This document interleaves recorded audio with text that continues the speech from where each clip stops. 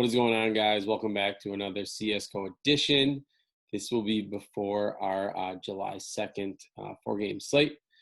We had a great day today. A lot of green screens in the Discord channel. So if you are not getting those core plays, go to fsidfs.com. I have the link below. You can click register and get into our free esports Discord channel. Also hit that subscribe button. We have content coming out all the time. This is my third video today on different content, AFL and 2 CSGO slates. So make sure you subscribe. That way you're notified right away when we have new content posted. So let's dive into the slate. I think we have a little bit more aggressive pricing, which can make the builds feel a little bit more difficult, but also will be less chalky. So we have Godsend and OG, Godsend being a small favorite against OG. Then we have, hold on, let me make sure this is right. Okay, yeah, 2 North American games. Then we have at 2 o'clock Central, we will have 2 matches. The first one is the Furia and Cloud9. Furia almost a -300 favorite. And then we have NIP against North. NIP a little over a -300 favorite. And then finishing off with 100 Thieves and Gen G, 100 Thieves being -154. So 2 pretty big favorites on the slate, and then 2 pretty slight favorites. So I think in cash, we'll talk, okay? So let's go to the Godsend side. Farlig has almost been or has always been their best player, but 10-4 seems a little bit insane. Let's pull up what their team has done since he has arrived. He is a new ad, and I don't even know how many maps they have played together. We will find out here quickly.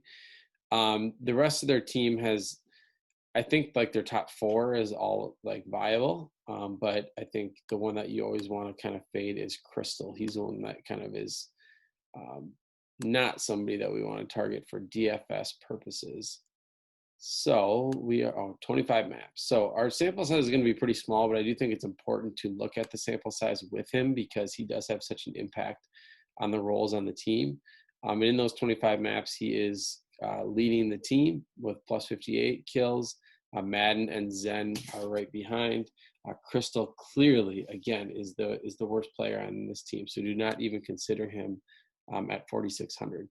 I think Zen and Madden and Styko are all viable here as a one-off, or if you want to stack 2 of these, or if you're stacking Godsend, you probably have to eat the cost of Farlig. But I just don't know if I'm going to get there in cash. It's pretty steep, and he's not like Zaiwu and Simple. He's great, but I just don't have as much confidence in him. On the OG side, Issa I think is still too cheap if you want to take a flyer on him. Has been playing phenomenal and still is not really priced appropriately. And if you want to stack OG in a GPP lineup, use Issa, Valade, and Mantu. I like that stack. All right, NIP, -300 against North. Nox price is incredibly underpriced. So I think he will be one of the most popular plays on the slate at 7,000. I think Rez and Plopsky are viable too. Rez's price is just jumping around all over the place. And I haven't played a lot of NIP in my lineups recently. They've typically been a dog or a really small favorite. So let's find what has been going on lately with NIP. Since Hampus has been on the team, Hampus replaced Lecro, who was their IGL. And if you're new to CSGO, the IGL is like the brains behind the operation. Not always the best DFS player because they're more focused on calling the shots, over the microphone and over their communication tool. What am I doing here? We don't want pictures, we want stats. Sorry. So Lekro had that position, and actually he played decently well in terms of fantasy value, even though he held that position. But then he was benched, and then they brought in Hampus. So, and Hampus we'll see here is pretty cheap. He is 5,200, but he's been pretty bad. But we'll get to our players here. So since Hampus has been here, he's been clearly the worst player on the team at minus 101. Twist just is doing a lot better than him. And then we have Rez, Plopsky, and Knock. Now, what I'm going to do here is I'm going to take Hampus out just to show you the difference with Hampus out. So obviously, if we take Hampus out of the lineup, we're going to get a much bigger pool of players here. And you see Knock and Plopsky are clearly the top two. So I think those two, when you're stacking them, you'd look at Plopsky and Knock. But then Rez would be my next probably choice over Twist. It's pretty close, but I think you could go there. If you're just totally looking for the sweep, I think Hampus is in play. But I think people have been shooting for that sweep with NIP lately. And if you don't get the sweep with Hampus, you're looking at, the 30, 40 point range, which is not really that great because there's not really much upside to him. On the other side of the server here, we have a way too expensive AZ and MSL. So they're just a fade for me. Let's go over to Furia, who again was minus 294. Getting a little bit more respect. The first time I've seen KS Serrato priced over 9,000, I think ever, honestly. But when this type of thing happens, I mean, obviously the top three are always clearly the top three for Furia. But I always start with Yuri or whoever is the cheapest of the three. So 7,800 seems like an excellent value for Yuri. And then I think I definitely looking to play Henny at 8,200. And then obviously if you can fit KS Serrato, I think that is definitely a viable play. I think it's definitely reasonable that you could play both Plopsky and KS Serrato in your lineups. It just depends on how far you're willing to punt. Pricing is definitely a little bit tighter today, so it's not going to be as easy as it was when you have 6,800 Tabson and 6,800 Kenny S, and then 6,600 Ethan, and they all, Kenny S with 71.5, Tabson with 70.5, and then Ethan with 69.5. That was pretty amazing that those three were kind of like a pivotal spot on the entire slate, depending on how people finished their lineup. So 100 Thieves, JKS, always too cheap, and he is too cheap here as well. They are only about a minus 150 favorite. I do think they play better than that. I think it should be closer to minus 200 just based on Genji's recent form. They've been kind of just getting trounced by everybody. So I really do like JKS here.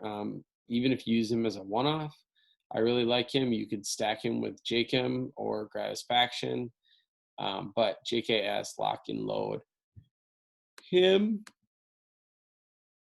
Let's see. On the Gen G side, we have Automatic, Bentet, and Kusta all kind of bunched together per usual. So they're an easy three-man GPP stack that I like. But again, I prefer the 100 Thieves side. I'm not really confident in Gen G at all at this point. So I think that you roll with JKS and then consider if you're going to add somebody else. So clearly my favorite plays are of the slate, are going to be Plopsky, Knock, KS Serrato, Yuri, Henny, JKS. So that it's not really realistic. You're not going to be able to fit all those guys in. So pick and choose. I think in cash, a 3-3 build will be probably popular. People will probably punt with NIP to Hampus or punt with Vinny on Furia.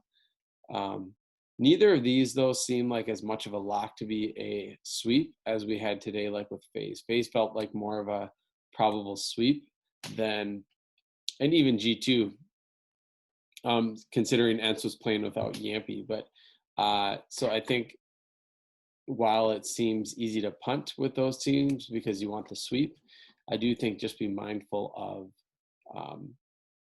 that. I just don't think C9 just gets destroyed here, even though they're minus 300. And North too has been playing decent lately and not just like getting rolled over by teams. So that's kind of where I would start. Remember, a 3-3-1-1, a 2-2-1-1 is fine.